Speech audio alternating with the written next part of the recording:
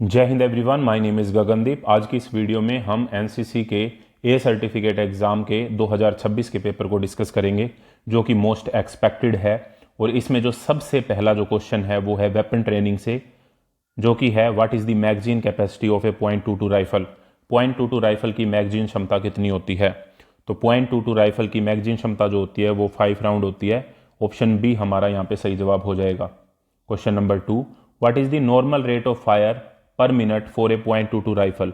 .22 rifle का normal rate of fire कितना होता है?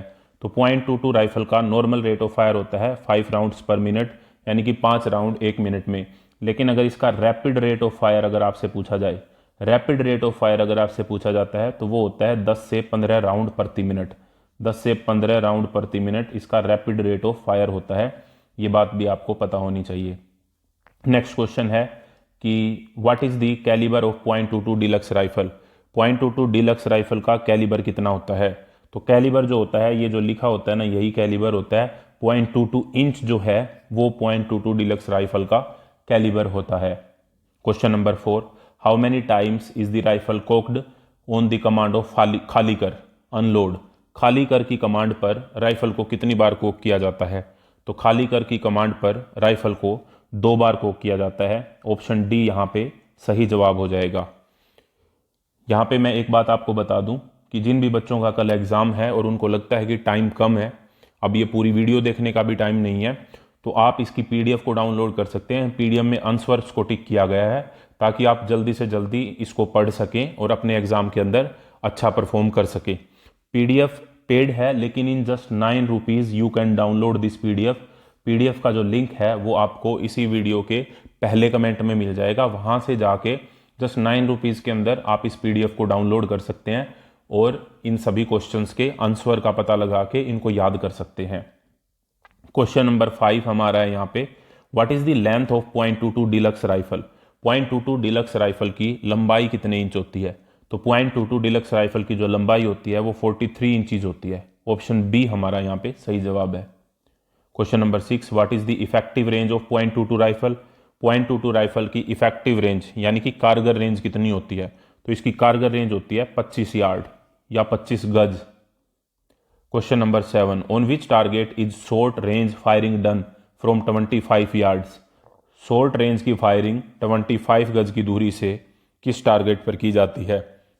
तो इसमें जो टारगेट होता है वो होता है 1:1 का, 1x1 target. Option A will be the correct answer. Question number 8, for a good firer dash and dash are very important. एक अच्छे फायरर के लिए क्या और क्या बहुत जरूरी होते हैं? तो एक अच्छे फायरर के लिए ग्रुपिंग और जीरोइंग, ये जो चीज़ें हैं ये बहुत ही जरूरी होती हैं। Question number 9, the firing party on the range is divided into how many groups. Range पर फायरिंग पार्टी को कितने ग्रुप्स में बांटा जाता है? तो एनसीसी के संदर्भ में इसका जो करेक्ट आंसर है वो है 3, option C. Loading, cocking and unloading are always done on. Loading, cocking और अनलोडिंग की कार्रवाई हमेशा डैश पे की जाती है, तो हमेशा कमांड पे की जाती है। ऑप्शन बी हमारा यहाँ पे करेक्ट आंसर है। Question number 11, what is the full form of WT। WT का पूर्ण रूप क्या है?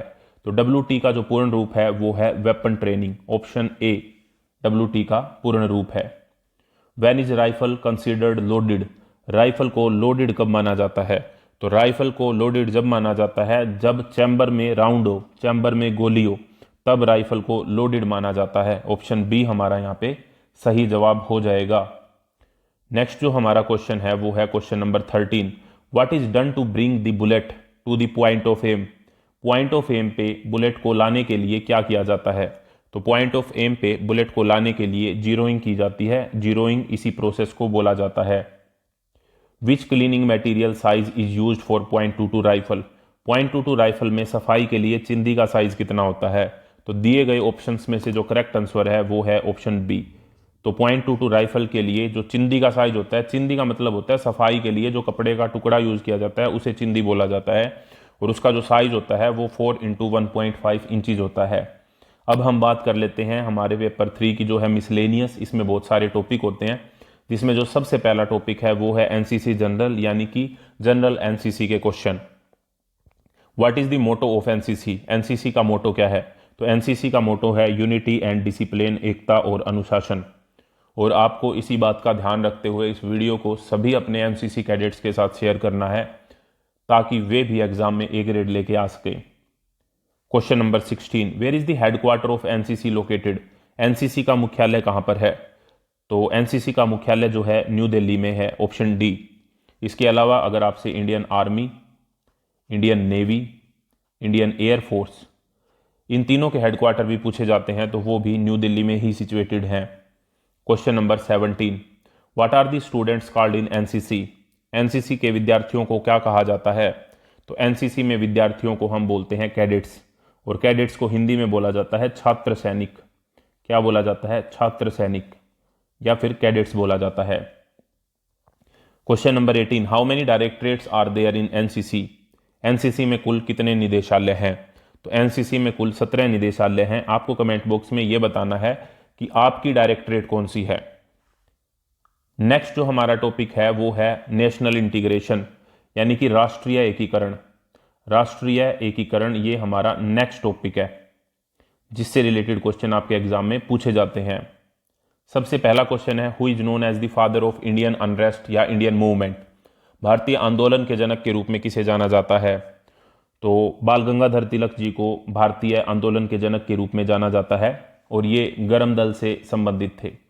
गरम दल और नरम दल दो दल थे, तो ये गरम दल से संबंधित थे। Question number 20, when is Mahatma Gandhi's birthday? Mahatma Gandhi ji का जन्म कब हुआ था? तो महात्मा गांधी जी का जो बर्थडे आता है वो आता है 2 अक्टूबर को। आपको कमेंट बॉक्स में ये बताना है कि 14 नवंबर को किसका बर्थडे आता है। नेक्स्ट क्वेश्चन हमारा question number 21, who is known as the father of the nation? राष्ट्रपिता के रूप में किसे जाना जाता है? तो राष्ट्रपिता के रूप में महात्मा गांधी जी को जाना जाता है, और ये जो महात्मा की उपाधि है, महात्मा की जो उपाधि है गांधी जी को, ये रविंद्रनाथ टैगोर जी ने दी थी। किन्होंने दी थी? रविंद्रनाथ टैगोर जी ने। और रविंद्रनाथ टैगोर जी को गुरु जी की उपाधि दी थी, वो दी थी महात्मा गांधी जी ने। तो ये बातें भी आप याद रख सकते हैं। Question number 22, what is the full form of CATC? CATC एक ऐसा कैंप है जो सभी अटेंड करते हैं, तो आप बता सकते हैं इसकी फुल फॉर्म। तो सीएटीसी की फुल फॉर्म होती है combined annual training camp. Combined annual training camp. Question number 23, थल सैनिक camp TSC is a camp? थल सैनिक कैंप जो होता है वो एक कैसा कैंप होता है? तो ये सीओसी होता है। सीओसी की फुल फॉर्म होती है सेंट्रली ऑर्गेनाइज्ड कैंप। ये सेंट्रली ऑर्गेनाइज्ड कैंप होता है। बाकी मैं बता दूं कि एनआईसी की जो फुल फॉर्म होती है वो होती है national integration camp. National integration camp ये एनआईसी की फुल फॉर्म होती है। एटीसी की हमारी फुल फॉर्म होती है एनुअल ट्रेनिंग कैंप, और सीओसी की फुल फॉर्म होती है centrally organised camp. Question number 24, when is Republic Day parade held? गणतंत्र दिवस परेड कब आयोजित होती है? तो गणतंत्र दिवस जो परेड है वो 26 जनवरी को होती है। आप सभी को इसका सही जवाब पता है। आपको कमेंट बॉक्स में ये बताना है कि पहले जिसे हम राजपथ परेड बोलते थे, अब उसका नया नाम क्या रख दिया गया है। पहले जिसे राजपथ के नाम से जाना जाता था, राजपथ परेड के नाम से जाना जाता था, उसका नया नाम अब क्या रखा गया है, ये आपको कमेंट बॉक्स में बताना है। Question number 25, which training activities are conducted in CATC? CATC combined annual training camp में क्या क्या प्रशिक्षण गतिविधियां की जाती हैं? तो उसमें ड्रिल भी होती है, गेम्स भी होते हैं, फायरिंग भी होती है। तो ऑप्शन डी हमारा यहाँ पे सही जवाब हो जाएगा। Question number 26, in which month is RDC camp held in Delhi? RDC camp Delhi में किस महीने आयोजित किया जाता है?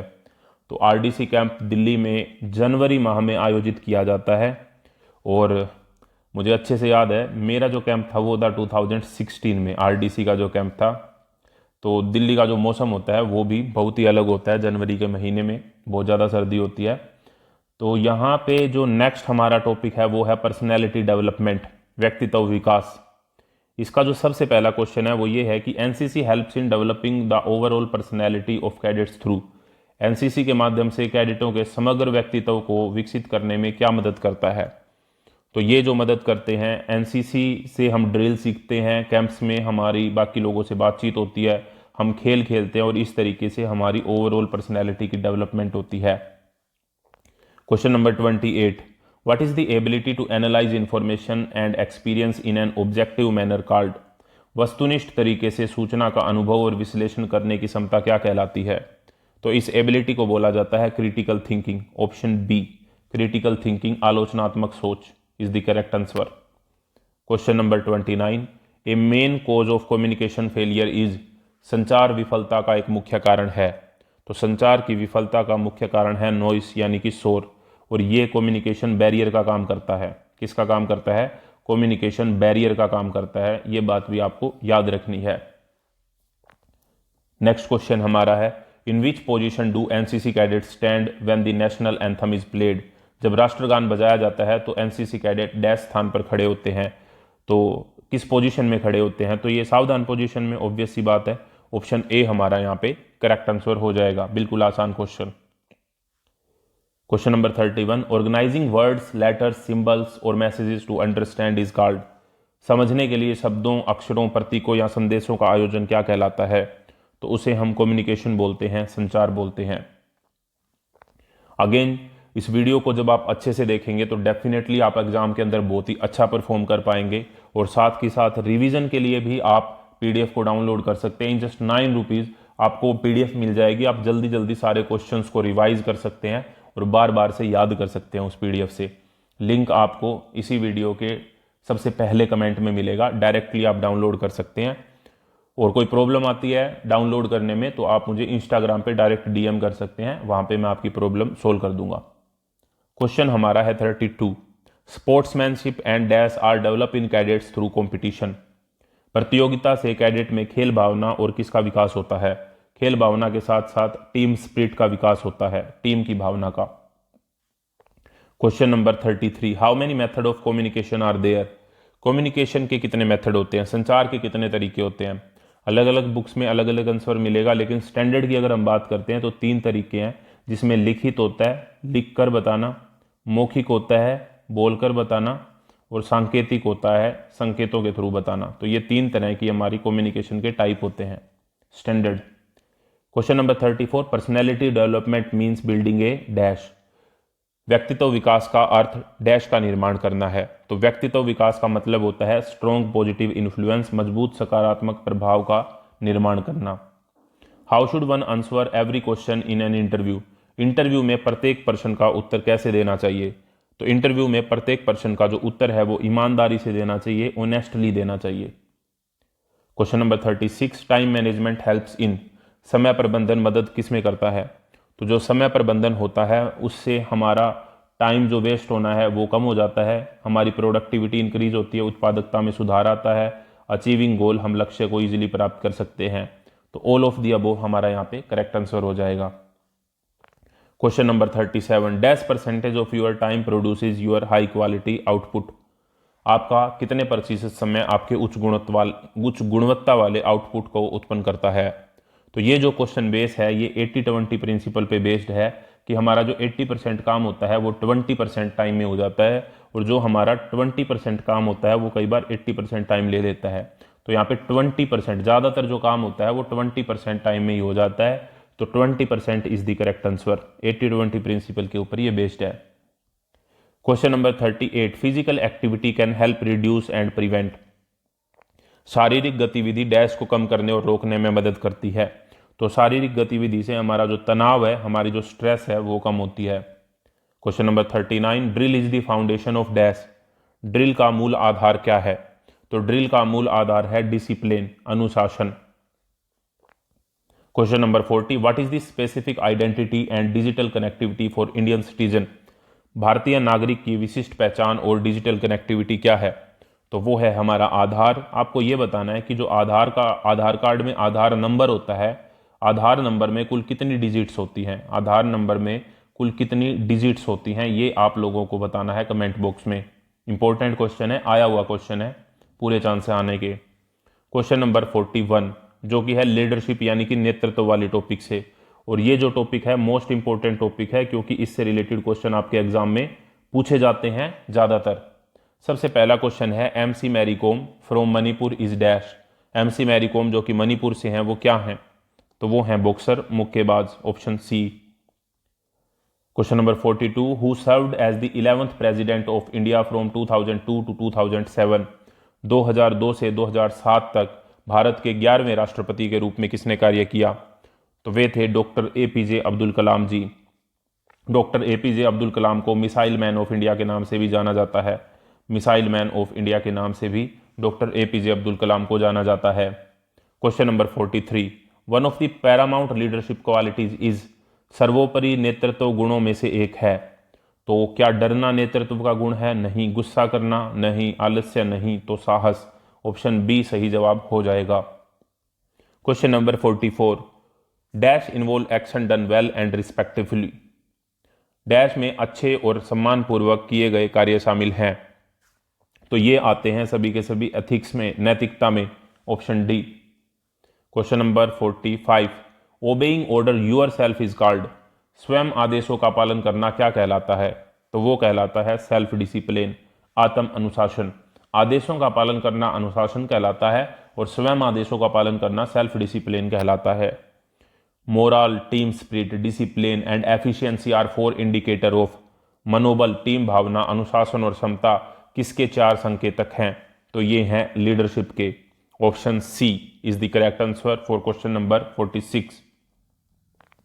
नेक्स्ट क्वेश्चन है question number 47, who is the first women to join the Indian police services, IPS. भारतीय पुलिस सेवा यानी कि आईपीएस में शामिल होने वाली पहली महिला कौन थी? तो पहली महिला आईपीएस जो बनी थी वो बनी थी Kiran Bedi ji. Option C. Captain Dhyan Chand was famous of. Captain Dhyan Chand ji जो हैं वो एक फेमस किस चीज के खिलाड़ी थे? तो वो हॉकी के खिलाड़ी थे। आपको कमेंट बॉक्स में ये बताना है कि नेशनल हॉकी डे कब मनाया जाता है। इंपॉर्टेंट क्वेश्चन है, वेरी इंपॉर्टेंट। जिनको नहीं पता वो सर्च करके बताएंगे, लेकिन कमेंट बॉक्स में बताएंगे जरूर कि नेशनल हॉकी डे कब मनाया जाता है। क्वेश्चन नंबर हमारा है 49, social service and community development से। जब हम सोशल सर्विस और कम्युनिटी डेवलपमेंट की बात करते हैं, who plays a major role in upliftment and improvement of NCC. NCC के उत्थान और सुधार में एक मुख्य भूमिका कौन निभाता है? तो क्योंकि यहाँ पे बात वैसे तो आंसर कुछ भी हो सकता है इसमें, क्योंकि गवर्नमेंट भी है तो गवर्नमेंट हो सकती है, आर्मी भी एनसीसी के उत्थान में हेल्प करती है, पुलिस तो ऑब्वियस सी बात है यहाँ पे नहीं होगा। लेकिन हमको टॉपिक भी देखना है। टॉपिक क्योंकि सोशल सर्विस और कम्युनिटी डेवलपमेंट का है, तो इस रेफरेंस में इसका जो सही जवाब है वो ऑप्शन बी हो जाएगा, society. Question number 50, what does an NCC unit organise. NCC unit क्या आयोजित करती है? तो एनसीसी यूनिट जो है वो ब्लड डोनेशन कैंप ऑर्गेनाइज करती है, ट्री प्लांटेशन वृक्षारोपण ऑर्गेनाइज करती है, और स्वच्छ भारत अभियान भी ऑर्गेनाइज करती है। तो ऑप्शन डी हमारा यहाँ पे सही जवाब हो जाएगा। क्वेश्चन नंबर 51 पे चलते हैं। When was the Swachh Bharat अभियान ऑफिशियली लॉन्च्ड। स्वच्छ भारत अभियान आधिकारिक तौर पर कब शुरू किया गया था? तो स्वच्छ भारत अभियान आधिकारिक तौर पर गांधी जयंती के दिन यानी कि 2 अक्टूबर 2014 को लॉन्च किया गया था। HIV is a virus that gradually destroy the bodies dash. HIV एक ऐसा वायरस है जो धीरे धीरे शरीर की डैश प्रणाली को नष्ट करता है। तो ये जो है वो शरीर की इम्यून सिस्टम यानी कि इम्यूनिटी, रोग प्रतिरोधक क्षमता को कम कर देता है। तो ऑप्शन ए हो जाएगा। HIV की full form human immunodeficiency virus. आपको कमेंट बॉक्स में ये बताना है कि एड्स डे कब मनाया जाता है। एड्स डे कब मनाया जाता है? और एड्स की फुल फॉर्म होती है acquired immunodeficiency syndrome. Question number 53, what chemical substance is found in tobacco. तंबाकू में पाया जाने वाला रासायनिक पदार्थ क्या है? तो तंबाकू में निकोटीन पाया जाता है। Option B. चाय और कॉफी के अंदर कैफीन पाया जाता है। एल्कोहल आपको पता ही है। Next, on which date is World Environment Day celebrated. विश्व पर्यावरण दिवस किस डेट को मनाया जाता है? तो विश्व पर्यावरण दिवस 5 जून को मनाया जाता है। लेकिन अगर आपसे पूछा जाए कि विश्व योग दिवस कब मनाया जाता है, तो योग दिवस 21 जून को मनाया जाता है। विश्व योग दिवस 21 जून को मनाया जाता है। 1 दिसंबर को एड्स दिवस मनाया जाता है। ऑप्शन डी एड्स दिवस के लिए है, लेकिन इसमें जो क्वेश्चन है वर्ल्ड एनवायरनमेंट डे 5 जून को मनाया जाता है। Question number 55, working in slums, building roads, tracks, helping the blind and relief work during disasters is called. झुग्गी झोपड़ियों में काम करना, लोगों की मदद करना, ये चीजें क्या कहलाती हैं? तो ये सोशल सर्विस यानी कि समाज सेवा कहलाती है। क्वेश्चन नंबर 55 का जो करेक्ट आंसर हो जाएगा वो होगा option B. Question number 56, who launched the Swachh Bharat अभियान। स्वच्छ भारत अभियान किसके द्वारा शुरू किया गया था? तो स्वच्छ भारत अभियान जो है वो नरेंद्र मोदी जी के द्वारा शुरू किया गया था। Option C will be the correct answer. Question number 57, what is the aim of make in India? Make in India का उद्देश्य है भारत में किस चीज को प्रोत्साहित करना है? मेक इन इंडिया का उद्देश्य है भारत में मैन्युफैक्चरिंग यानी कि विनिर्माण को प्रोत्साहित करना है। What is the aim of startup India? Startup India का मुख्य उद्देश्य किस चीज को प्रोत्साहित करना है? स्टार्टअप इंडिया का मुख्य उद्देश्य है न्यू बिजनेसमैन, नए व्यवसायियों को प्रोत्साहित करना काम करने के लिए। Question number 59, dash is a type of disaster involving one और मोर ट्रेन्स। डैश एक प्रकार की आपदा है जिसमें एक से अधिक रेलगाड़ियां शामिल हैं। तो रेलगाड़ियां यानी कि रेल दुर्घटना आपदा की अगर बात हो रही है तो option B will be the correct answer. Question number 60, what is the cause of HIV? HIV का कारण क्या है? तो HIV बहुत सारे कारणों से हो सकता है, बहुत सारे मीन्स हो सकते हैं HIV के होने के, जिसमें एक होता है infected blood, option A. Question number 61, in which year was the POCSO act enacted? POCSO जो एक्ट है, अधिनियम है, prevention of child from sexual offences. Prevention of child from sexual offences ये इसकी फुल फॉर्म होती है। ये जो एक्ट है वो किस वर्ष बना था? तो ये जो एक्ट बना था वो 2012 में बना था। तो ऑप्शन सी हमारा यहाँ पे सही जवाब हो जाएगा। Question number 62, what is the full form of WHO? WHO की फुल फॉर्म क्या है? तो WHO की फुल फॉर्म है World Health Organisation. World Health Organisation, option D हमारा यहाँ पे करेक्ट आंसर है। Question number 63, how many major type of pollution are there? प्रदूषण मुख्य रूप से कितने प्रकार के होते हैं? तो प्रदूषण जो होते हैं, क्वेश्चन नंबर 63 की अगर हम बात करें तो यहाँ पे मुख्य रूप से, अगेन अलग अलग बुक में अलग अलग आंसर मिल सकता है, लेकिन स्टैंडर्ड जो आंसर है वो है 4। 4 तरह के प्रदूषण यहाँ पे मुख्य तौर पर होते हैं: वायु प्रदूषण, जल प्रदूषण, भूमि प्रदूषण और ध्वनि प्रदूषण। Question number 64, what is the minimum age for blood donation? रक्तदान के लिए न्यूनतम आयु सीमा कितनी होती है? तो रक्तदान के लिए जो न्यूनतम आयु सीमा होती है वो 18 वर्ष होती है, 18 ईयर्स। इसके अलावा वोट डालने की भी जो मिनिमम एज होती है वो 18 वर्ष होती है। और गर्ल्स के लिए शादी की जो मिनिमम एज होती है वो 18 वर्ष होती है। बॉयज के लिए शादी की जो मिनिमम एज है वो 21 वर्ष होती है। नेक्स्ट हमारा जो टॉपिक है वो है हेल्थ एंड हाइजीन, स्वास्थ्य से संबंधित। इस क्वेश्चन के बारे में हम बात करते हैं। हमारा क्वेश्चन नंबर है 65। Question number 65 is malaria and filaria are caused by? Malaria और फाइलेरिया किसके कारण होता है? तो ये जो होता है वो मच्छर के कारण होता है। ऑप्शन बी हमारा यहाँ पे सही जवाब हो जाएगा। Question number 66, the human body is made of how many bones? मानव शरीर कितनी हड्डियों से मिलकर बना होता है? तो मानव शरीर 206 हड्डियों से मिलकर बना होता है। Question number 67, night blindness is caused by the deficiency of which vitamin? रतौंधी जो है वो किस विटामिन की कमी से होता है? तो नाइट ब्लाइंडनेस होता है विटामिन ए की कमी से। विटामिन डी की कमी से जो रोग होता है वो होता है रिकेट्स नाम का रोग हो जाता है। विटामिन सी की कमी से सकर्वी नाम का रोग हो जाता है। और विटामिन बी की कमी से बेरी बेरी नाम का रोग हो जाता है। तो ये चारों आपको याद होने चाहिए। विटामिन सी जो है वो हमें सिट्रिक फ्रूट्स यानी कि खट्टे फलों से मिलता है, जैसे नींबू, आंवला, संतरा, ये सारों से हमें क्या मिलता है? विटामिन सी मिलता है। और विटामिन डी हमें कहाँ से मिलता है? वो हमें सूर्य की रोशनी से मिलता है, यानी कि सनलाइट से मिलता है हमें विटामिन डी। तो ये बातें भी आपको पता होनी चाहिए। नेक्स्ट क्वेश्चन हमारा, disease transmitted by a dog bite? कुत्ते के काटने से फैलने वाली बीमारी का क्या नाम है? तो रेबीज नाम की जो बीमारी है वो कुत्ते के काटने से होती है। Option B. Question number 69, when is the International Yoga Day celebrated? अंतर्राष्ट्रीय योगा दिवस कब मनाया जाता है? तो अंतर्राष्ट्रीय योगा दिवस 21 जून को मनाया जाता है। ऑप्शन ए। आपको यह बताना है कमेंट बॉक्स में कि 1 दिसंबर को क्या मनाया जाता है। मैंने इसी वीडियो में आपको बताया है, इससे मुझे पता लगेगा कि क्या आपको चीजें याद रहती भी हैं या नहीं। Question number 70, asanas in yoga are useful for curing disease and maintaining dash? Yoga में जो आसन होते हैं वो बीमारियों को ठीक करने और डैश बनाए रखने में उपयोगी हैं। तो बीमारियों को ठीक करने और गुड हेल्थ यानी कि अच्छा स्वास्थ्य बनाए रखने में उपयोगी है। Which blood group is universal donor? रक्त समूह सर्वव्यापी दाता यूनिवर्सल डोनर कौन सा है?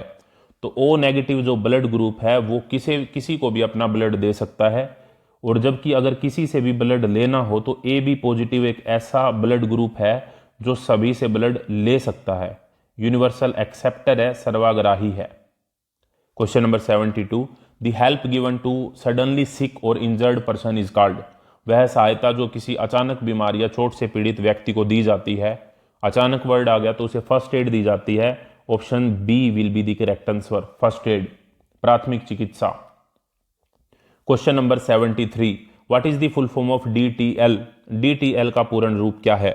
इसका जो करेक्ट आंसर है वो है option B. Question number 74, water for civil supply is purified by. नागरिक आपूर्ति के लिए पानी को किसके द्वारा शुद्ध किया जाता है? तो शुद्ध करना है पानी, तो पानी को शुद्ध करने की जो प्रक्रिया है कि केमिकल के द्वारा, वो सिविल सप्लाई में वो है क्लोरीनेशन, क्लोरीनीकरण। नेक्स्ट टॉपिक है हमारा डिजास्टर मैनेजमेंट यानी कि आपदा प्रबंधन। आपदा प्रबंधन इसे हिंदी में बोला जाता है, और ये हमारा नेक्स्ट टॉपिक है जिसका क्वेश्चन नंबर है 75। Fire will not burn in the absence of. Dash की अनुपस्थिति में आग नहीं जलेगी। तो आग ईंधन की उपस्थिति में भी नहीं जलती, वैसे तो ऑक्सीजन की उपस्थिति में भी नहीं जलती, गर्मी की उपस्थिति में भी नहीं जलती, लेकिन यहां पे मेन बात हो रही है तो ऑक्सीजन यहां पे करेक्ट आंसर होगा। हमको रिफरेंस देखना पड़ेगा कि क्या करेक्ट आंसर है। वैसे आग के लिए 3 चीजों की जरूरत होती है, फ्यूल की जरूरत होती है, ऑक्सीजन की जरूरत होती है और हीट की जरूरत होती है। ये 3 चीजें होती हैं जिसके लिए आग को जलाने के लिए इन 3 चीजों की जरूरत होती है। इसे फायर ट्रायंगल भी बोलते हैं, ठीक है, फायर ट्रायंगल भी इसे बोला जाता है। लेकिन यहां पे क्वेश्चन के हिसाब से अगर आप देखें तो ऑक्सीजन यहां पे करेक्ट आंसर होगा। Huge waves caused by an earthquake under sea are called. समुद्र के अंदर भूकंप के कारण उत्पन्न विशाल तरंगों को क्या कहा जाता है? तो इसे कहा जाता है सुनामी। ऑप्शन ए, सुनामी क्या होती है? सुनामी होता है जो समुद्र के नीचे भूकंप आता है, उसकी वजह से सुनामी आती है। Question number 77, who is the controller of civil defence in the district. जिले में नागरिक सुरक्षा का नियंत्रक कौन होता है? जिले में जो मेन होता है वो होता है डीएम यानी कि डिस्ट्रिक्ट मजिस्ट्रेट, जिसे डीसी डिस्ट्रिक्ट कलेक्टर भी बोला जाता है। Question number 78, which are considered natural disaster. सबसे पहला क्वेश्चन तो यही बनता है कि disaster is of how many types. Disaster कितने टाइप के होते हैं? तो डिजास्टर जो है वो 2 टाइप के होते हैं, एक होता है नेचुरल और दूसरा होता है मैन मेड। ये क्वेश्चन भी एग्जाम में आया हुआ है तो याद रखना है। एक मानव निर्मित होता है, एक प्राकृतिक होता है। इसमें से पूछ रहे हैं कि कौन सा इनमें से नेचुरल है, प्राकृतिक है। भूकंप प्राकृतिक है, साइक्लोन प्राकृतिक है, बाढ़ प्राकृतिक है, तो ऑप्शन डी हमारा यहाँ पे करेक्ट आंसर हो जाएगा। Disaster can be classified as dash and dash disasters. आपदाओं को डैश और डैश आपदाओं में वर्गीकृत किया जाता है। तो जैसे मैंने अभी आपको बताया, नेचुरल डिजास्टर और मैन मेड डिजास्टर, प्राकृतिक और मानव निर्मित। Question number 80, fire can be extinguished by starvation, cooling and dash. आग को भूखा रखकर, ठंडा रख के और डैश करके बुझाया जा सकता है। तो आग को बुझाने के तरीके भी हमारे डिसाइड होंगे, आग जलती कैसे है। आग जलने के लिए फ्यूल की जरूरत है, ऑक्सीजन की जरूरत है और हीट की जरूरत है। तो जो सबसे पहला है स्टारवेशन, तो अगर हम उसको फ्यूल ना दें तो भी आग बुझ जाएगी, उसको हम स्टारवेशन बोलते हैं। अगर हम उसको ऑक्सीजन ना दें तो भी आग बुझ जाएगी, उसको हम स्मोदरिंग बोलते हैं। आग का एकदम से गला घोट देना या उसको हवा ना देना। और हीट ना दें तो भी आग बुझ जाएगी, उसको हम कूलिंग बोलते हैं। तो इस तरीके से, जिस तरीके से आग जलती सिर्फ 3 चीजों से है, तो इसीलिए आग को बुझाने के भी 3 तरीके होते हैं। तो एक होता है स्टारवेशन जिसमें हम फ्यूल नहीं देते आग को, दूसरा होता है कूलिंग जिसमें हम टेम्परेचर को कम कर देते हैं, और तीसरा होता है स्मोदरिंग जिसमें ऑक्सीजन की सप्लाई को रोक दिया जाता है। तो ऑप्शन ए करेक्ट आंसर हो जाएगा। नेक्स्ट टॉपिक है यहाँ पे ऑब्स्टेकल ट्रेनिंग यानी कि बाधा प्रशिक्षण। How high and long is the high wall. ऊंची जो दीवार होती है वो कितने फुट ऊंची होती है और कितने फीट लंबी होती है? तो ये 6 फुट तो ऊंची होती है और 12 फीट लंबी होती है। इंपॉर्टेंट क्वेश्चन है, ध्यान रखना है। क्वेश्चन नंबर 81 हमारा। Question number 82, how many obstacle are there in obstacle training course for NCC cadets. NCC cadet के लिए ऑब्स्टेकल ट्रेनिंग ट्रैक में कितनी बाधाएं होती हैं? तो इनके लिए जो बाधाएं होती हैं वो होती हैं 10 obstacle. Option A is the correct answer. Next topic है हमारा adventure training. What are the objective of adventure training, साहसिक प्रशिक्षण के उद्देश्य क्या हैं? तो साहसिक प्रशिक्षण के जो उद्देश्य हैं वो हमारे हैं नेतृत्व का विकास करना, सहन शक्ति विकसित करना यानी कि डेवलप एंड्योरेंस, और आत्मविश्वास बढ़ाना यानी कि build confidence. So option D will be the correct answer. Question number 84, an activity where a person is towed behind a vehicle और बोट इज गार्ड, एक ऐसी गतिविधि जिसमें किसी व्यक्ति को वाहन या नाव के पीछे से खींचा जाता है, उसे हम क्या बोलते हैं? तो उसे हम बोलते हैं पैरासेलिंग। ऑप्शन सी, उसे डायरेक्टली नहीं खींचा जाता, साथ में इंस्ट्रूमेंट होते हैं, तो पैरासेलिंग। नेक्स्ट क्वेश्चन हमारा question number 85, which state in India has more than 80% forest area, Bharat में किस राज्य में 80% से ज्यादा अधिक वन क्षेत्र है? तो दिए गए ऑप्शंस में से जो करेक्ट आंसर है वो है अरुणाचल प्रदेश। हालांकि मिजोरम में अरुणाचल प्रदेश से ज्यादा जो है फॉरेस्ट एरिया है, लेकिन यहां पे ऑप्शंस के हिसाब से option B will be the correct answer. Himalayan mountaineering institute is located at, Himalayan पर्वतारोहण संस्थान कहां पर है? तो हिमालयन पर्वतारोहण संस्थान जो है वो है दार्जिलिंग में। आपको कमेंट बॉक्स में ये बताना है कि दार्जिलिंग कौन से राज्य में पड़ता है। Question number 87, sliding like a reptile is called, सरीसृप की तरह सरकना या फिसलना क्या कहलाता है? तो ये कहलाता है स्लिदरिंग। ऑप्शन ए हमारा यहां पे करेक्ट आंसर है। Which is the main instrument to measure ascent और डिसेंट इन पैरासेलिंग, पैरासेलिंग में चढ़ाई और उतराई मापने के लिए उपकरण का प्रयोग किया जाता है, उस उपकरण का नाम क्या है? तो उसे वेरियोमीटर बोला जाता है। क्या बोला जाता है? वेरियोमीटर बोला जाता है। स्पीडोमीटर स्पीड मापने के लिए होता है, बैरोमीटर एटमॉस्फेरिक प्रेशर के लिए होता है, एटमॉस्फेरिक प्रेशर को मेजर करने के लिए बैरोमीटर का यूज करते हैं, एल्टीमीटर एल्टीट्यूड को मेजर करने के लिए किया जाता है। तो ये बात आपको ध्यान रखनी है। लेकिन एसेंट और डिसेंट को मापने के लिए पैरासेलिंग में वेरियोमीटर का यूज किया जाता है। Option D. Question number 89, the activity of climbing up और down a natural rock formation is called, प्राकृतिक चट्टान संरचना पर चढ़ने और उतरने की गतिविधि क्या कहलाती है? तो चट्टान पे चढ़ना और उतरना रॉक क्लाइंबिंग कहलाएगा। Option C. Question number 90, cycle expedition refer to cycling on, cycle अभियान से तात्पर्य डैश पर साइकिल चलाने से है। तो थोड़ी लंबी दूरी की जो साइकिल चलानी होती है उसे हम साइकिल एक्सपीडिशन बोलते हैं। तो ऑप्शन ए करेक्ट आंसर हो जाएगा। नेक्स्ट हमारा टॉपिक है बॉर्डर एंड कोस्टल एरिया, यानी कि भारत के बॉर्डर वाले और तटीय क्षेत्र। सबसे पहला question, when did the Shimla agreement take place, Shimla समझौता कब हुआ? तो शिमला समझौता जो हुआ था वो हुआ था 1972 में, और ये हुआ था 1971 वाला जो इंडो पाक वार था जिसमें हमने बांग्लादेश को आज़ाद करवाया, उसमें जब हमने उनके 90,000 से ज़्यादा सैनिकों को बंदी बना लिया तो उनको छोड़ने से संबंधित ये जो है समझौता हुआ था। तो आपको याद रखना है शिमला समझौता 1972 में 1971 के युद्ध के बाद हुआ। Shimla agreement was signed between India and Pakistan, India and which country, Shimla समझौता किस देश के बीच में हुआ था? तो ये हुआ था भारत और पाकिस्तान के बीच में। ऑप्शन बी हमारा यहां पे सही जवाब है। Question number 93, who guards the western border of India during peace time, शांति काल में भारत की पश्चिमी भूभाग की सीमाओं की रक्षा कौन करता है? तो वो करता है बीएसएफ यानी कि बॉर्डर सिक्योरिटी फोर्स। आपको कमेंट बॉक्स में आईटीबीपी की और सीआरपीएफ की फुल फॉर्म बतानी है। इंपॉर्टेंट क्वेश्चन है, what is the full form of ITBP and what is the full form of CRPF. Question number 94, which Indian state share A border with Pakistan, निम्नलिखित में से कौन सा भारतीय राज्य पाकिस्तान के साथ सीमा साझा करता है? तो निम्नलिखित में से जो सही जवाब है वो है Punjab. Option C. Question number 95, between which countries is the LOC situated, LOC जो है वो किन दो देशों के बीच में स्थित है? तो एलओसी है इंडिया और पाकिस्तान के बीच में। Option B. एलओसी की फुल फॉर्म होती है लाइन ऑफ कंट्रोल, एलओसी की क्या फुल फॉर्म होती है? Line of control.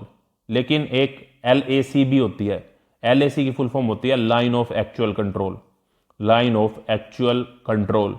और ये जो लाइन है ये इंडिया और चाइना के बीच में है। किसके बीच में? इंडिया और चाइना के बीच में। ये बात भी आपको याद रखनी है। Question number 96, which is the highest battlefield in the world, विश्व का सबसे ऊंचा युद्ध क्षेत्र कौन सा है? तो विश्व का जो सबसे ऊंचा जो युद्ध क्षेत्र है वो है सियाचिन ग्लेशियर। ऑप्शन सी यहां पे सही जवाब हो जाएगा। क्वेश्चन नंबर हमारा अब जो हमारा टॉपिक ये स्टार्ट हो रहा है ये स्पेशलाइज सब्जेक्ट है और ये सिर्फ और सिर्फ आर्मी विंग कैडेट्स के लिए है। अभी तक जितने भी हमने क्वेश्चन करे वो आर्मी, नेवी और एयर विंग तीनों के लिए कॉमन थे, क्योंकि वो कॉमन सब्जेक्ट था। अभी जो हम टॉपिक करने वाले हैं वो सिर्फ और सिर्फ आर्मी विंग सब्जेक्ट है और ये सिर्फ और सिर्फ आर्मी विंग के कैडेट्स के लिए पूछा जाएगा। इसमें जो सबसे पहला क्वेश्चन है वो है कि who is the chief of Indian army, भारतीय सेना के प्रमुख कौन होते हैं। तो भारतीय सेना के जो प्रमुख होते हैं उनकी रैंक होती है जनरल रैंक के अधिकारी होते हैं। आपको कमेंट बॉक्स में यह बताना है कि जिस समय आप वीडियो देख रहे हैं इस समय पर इंडियन आर्मी के चीफ कौन है। Question number 98, who is the supreme commander of all the armed forces, सभी सशस्त्र बलों के सर्वोच्च कमांडर कौन होते हैं। तो सभी सशस्त्र बल यानी कि आर्मी, नेवी और एयर फोर्स, इनके जो सर्वोच्च कमांडर होते हैं वो होते हैं प्रेसिडेंट यानी कि राष्ट्रपति। राष्ट्रपति को फर्स्ट सिटीजन ऑफ इंडिया यानी कि भारत के पहले नागरिक के रूप में भी जाना जाता है। इस समय पर हमारे प्रेसिडेंट कौन हैं ये आप कमेंट बॉक्स में बता सकते हैं। Where is the army headquarter located, सेना के मुख्यालय कहां पर हैं। तो मैंने आपको बताया था आर्मी, नेवी, एयर फोर्स और एनसीसी, इन सभी के हेडक्वार्टर हैं न्यू दिल्ली में, option A. Which rank officer commands a command quarter, कमान मुख्यालय की कमान किस रैंक के अधिकारी के पास होती है। तो कमांड के जो कमान अधिकारी होते हैं उनकी जो रैंक होती है वो लेफ्टिनेंट जनरल रैंक के अधिकारी होते हैं, ऑप्शन सी। और डीजीएनसीसी भी अगर आपसे पूछा जाता है किस रैंक के अधिकारी होते हैं तो वो भी लेफ्टिनेंट जनरल रैंक के अधिकारी होते हैं। इस समय पर हमारे डीजीएनसीसी यानी कि डायरेक्टर जनरल ऑफ एनसीसी कौन है ये आपको कमेंट बॉक्स में बताना है। जो भी करेक्ट आंसर देगा उसके कमेंट को हार्ट दिया जाएगा। Question number 101, where is the Indian military academy located, भारतीय सैन्य अकादमी कहां पर है, आईएमए कहां पर है। तो आईएमए है देहरादून में, ऑप्शन डी। आईएमए है देहरादून में। अगर आपसे पूछा जाता है ओटीए कहां पे है तो ओटीए होती है ऑफिसर ट्रेनिंग अकेडमी, जो कि है चेन्नई में, चेन्नई में। एएफए आपसे पूछी जा सकती है एयरफोर्स अकेडमी कहां पे है। और इसके अलावा आपसे आईएनए पूछी जा सकती है इंडियन नवल अकेडमी कहां पे है। तो इंडियन नवल अकेडमी जो है वो है एजीमाला, केरल में। एजीमाला केरल के अंदर इंडियन नवल अकेडमी है। तो इस तरह से आपको सारी अकेडमी और उनकी कहां पर वे लोकेटेड है ये पता होनी चाहिए। How many commands does the Indian army have, भारतीय सेना के पास कुल कितनी कमांड्स हैं।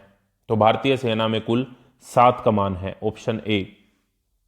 Question number 103, which is the oldest paramilitary force in India, Bharat का सबसे पुराना अर्धसैनिक बल कौन सा है। अर्धसैनिक बल जो ये BSF, CSF, CISF, CRPF, ITBP, Assam rifle, ये सभी के सभी पैरामिलिट्री फोर्सेस के अंडर आती हैं और ये होम मिनिस्ट्री के अंडर आती हैं। किसके अंडर आती हैं, होम मिनिस्ट्री के अंडर। लेकिन अगर हम बात करते हैं आर्मी, नेवी और एयरफोर्स की तो वो डिफेंस मिनिस्ट्री के अंडर आती हैं। ये बात भी आपको पता हो। सबसे पुरानी अगर पैरामिलिट्री फोर्स की अगर हम बात करते हैं तो वो है Assam rifle, option D correct answer हो जाएगा। Question number 104, what is the highest gallantry award in the face of enemy, दुश्मन के सामने युद्ध के समय सर्वोच्च वीरता पुरस्कार क्या है। तो वो है परमवीर चक्र। परमवीर चक्र सबसे पहले 1947 में मिला था। 1947 में जो परमवीर चक्र मिला था वो मेजर सोमनाथ शर्मा जी को मिला था। प्रथम परमवीर चक्र प्राप्त करता है मेजर सोमनाथ शर्मा जी, ये बात आपको याद रखनी है, ठीक है। और अब तक कुल 21 परमवीर चक्र प्राप्त हो चुके हैं। Question number 105, which is the most senior rank in JCO, JCO में सबसे वरिष्ठ पद कौन सा होता है। तो जेसीओ में सबसे वरिष्ठ पद जो होता है वो होता है सूबेदार मेजर का, ऑप्शन सी। और जेसीओ की फुल फॉर्म होती है junior commissioned officer, junior commissioned officer. इसकी फुल फॉर्म भी आपको पता होनी चाहिए, पूछी जा सकती है। Question number 106, the main combat branch for close combat is, नजदीक युद्ध के लिए मुख्य लड़ाकू शाखा कौन सी होती है। तो वो होती है इन्फेंट्री। इन्फेंट्री का मतलब होती है पैदल सेना। नेक्स्ट टॉपिक आता है हमारा मैप रीडिंग यानी कि मानचित्र अध्ययन से संबंधित। The science of making map is known as, मानचित्र बनाने के विज्ञान को क्या कहा जाता है। तो मानचित्र बनाने का जो विज्ञान होता है उसे हम बोलते हैं cartography, option A. Which colour is use to show the water bodies on a map, मानचित्र पर पानी का स्थान दिखाने के लिए किस रंग का प्रयोग किया जाता है। तो मानचित्र पर पानी का स्थान दिखाने के लिए ब्लू कलर, नीले रंग का प्रयोग किया जाता है। Question number 109, how many types of north are there, north जो है वो कितने प्रकार के होते हैं। तो नॉर्थ जो है वो 3 प्रकार के होते हैं। एक होता है ट्रू नॉर्थ जिसे हम वास्तविक उत्तर बोलते हैं, ट्रू नॉर्थ जिसे हम वास्तविक उत्तर बोलते हैं। एक होता है मैग्नेटिक नॉर्थ, मैग्नेटिक नॉर्थ जिसे हम चुंबकीय उत्तर बोलते हैं, चुंबकीय उत्तर। और तीसरा हमारा होता है ग्रिड नॉर्थ जिसे ग्रिड उत्तर के नाम से जाना जाता है। तो इस तरह से हमारे 3 नॉर्थ होते हैं। Symbols used on a map to represent artificial और नेचुरल ऑब्जेक्ट आर कॉल्ड, कृत्रिम या प्राकृतिक वस्तुओं को दर्शाने के लिए मानचित्र में प्रयुक्त प्रतीकों को क्या बोलते हैं। तो उन्हें कन्वेंशनल साइन बोला जाता है। हिंदी में इसे रूढ़िवादी चिन्ह भी बोल दिया जाता है, रूढ़िवादी चिन्ह, चिन्ह के नाम से भी जाना जाता है। कन्वेंशनल साइंस होते हैं, वैसे आपको यही ध्यान रखना है। Option A. Question number 111, vertical grid line running from north pole to south pole are called, उत्तरी ध्रुव से दक्षिणी ध्रुव तक चलने वाली ऊर्ध्वाधर ग्रिड रेखाओं को क्या बोलते हैं। तो उत्तरी ध्रुव से दक्षिणी ध्रुव तक, यहाँ पे मैप की बात नहीं हो रही, ग्लोब की बात हो रही है, और उन्हें लॉन्गिट्यूड बोला जाता है, देशांतर। Option A. बड़े ध्यान से समझना है इस क्वेश्चन को। Question number 112, what is the meaning of R F in A map, मानचित्र में आर एफ का क्या अर्थ होता है। तो आर एफ की फुल फॉर्म होती है representative fraction. Option B. Question number 113, up to how many degree can be read in by the campus, compass, compass से कितने डिग्री तक पढ़ा जा सकता है, कितने डिग्री तक मापा जा सकता है। तो कंपास में 0 डिग्री से लेकर 360 डिग्री तक मापा जा सकता है। Question number next, a small isolated hill is known as, एक छोटी पृथक पहाड़ी को क्या कहा जाता है। तो उसे नोल कहा जाता है, KNOLL। Option D will be the correct answer. Next जो हमारा टॉपिक है वो है field craft and battle craft से। फील्ड क्राफ्ट और बैटल क्राफ्ट यानी कि क्षेत्र कला और युद्ध कला, क्षेत्र कला और युद्ध कला से रिलेटेड क्वेश्चन। नेक्स्ट क्वेश्चन है हमारा, how many types of section formation are there, section formation कितने प्रकार की होती हैं। तो सेक्शन फॉर्मेशन 6 प्रकार की होती हैं। How many method of judging distance are there, दूरी का अनुमान लगाने के कितने तरीके होते हैं। तो दूरी का अनुमान लगाने के 6 तरीके होते हैं। जिनको डिटेल में समझना है कि कौन कौन से तरीके होते हैं, उनके लिए मैंने फील्ड क्राफ्ट और बैटल क्राफ्ट की एक अलग से वीडियो बनाई है, चैनल पे जाके आप वो देख सकते हैं। और जल्दी रिवीजन करने के लिए इस वीडियो को पढ़ने के बाद में जब आपको रिवीजन करनी है तो रिवीजन के लिए आप पीडीएफ को डाउनलोड कर सकते हैं। पीडीएफ का लिंक मैंने आपको बताया कि पहले कमेंट में मिल जाएगा। उस पीडीएफ से आप दोबारा से आपको पूरी वीडियो देखने की जरूरत नहीं पड़ेगी, आप सिर्फ वहां पे जाके इनके करेक्ट आंसर्स को याद कर पाएंगे। क्वेश्चन नंबर 117 है, the art of using ground and weapons to one's advantage is called, जमीन और हथियारों का अपने फायदे के लिए उपयोग करने वाली कला को हम क्या बोलते हैं। तो उसे फील्ड क्राफ्ट बोला जाता है। Option C. Foreground is up to how many yards, foreground जो होता है वो कितने गज तक की दूरी होती है। तो फोरग्राउंड होता है 300 तक। तो 0 से 300 होता है फोरग्राउंड, 300 से 500 होता है मिड, और बियॉन्ड होता है हमारा 500 से ज्यादा। तो ये 3 टाइप होते हैं based on the distance. Next question है हमारा, how many types of ground are there, ground जो है वो कितने प्रकार के होते हैं। तो ग्राउंड यानी कि जमीन जो है वो फील्ड क्राफ्ट और बैटल क्राफ्ट में 4 प्रकार की होती हैं, जैसे कि फ्लैट ग्राउंड, डेड ग्राउंड, इस तरह से करके। What is the angle with an open palm, खुली हथेली के साथ जो कोण है वो कितने डिग्री का होता है। तो ओपन पाम का जो एंगल होता है वो होता है 19 डिग्री। Option D. What is the angle with a close fist, बंद मुट्ठी का जो कोण होता है वो कितने डिग्री का होता है।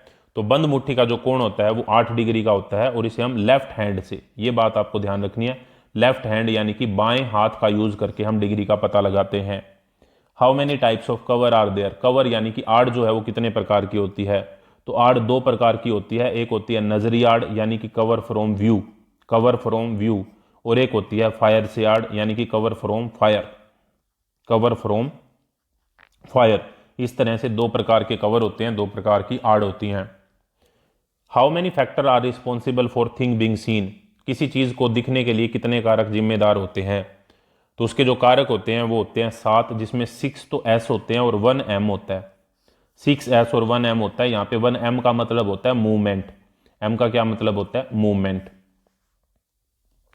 Question number 124, at how many yards does a man head appear as a dot, कितने गज पर मनुष्य का सिर एक बिंदु की तरह प्रतीत होता है। तो 600 गज पे मनुष्य का सिर एक बिंदु की तरह प्रतीत होता है। नेक्स्ट जो हमारा टॉपिक है वो है मिलिट्री हिस्ट्री से रिलेटेड।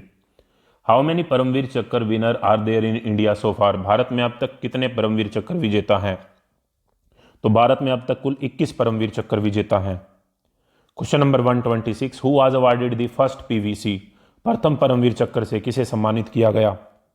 तो प्रथम परमवीर चक्र जो मिला था वो मिला था मेजर सोमनाथ शर्मा जी को।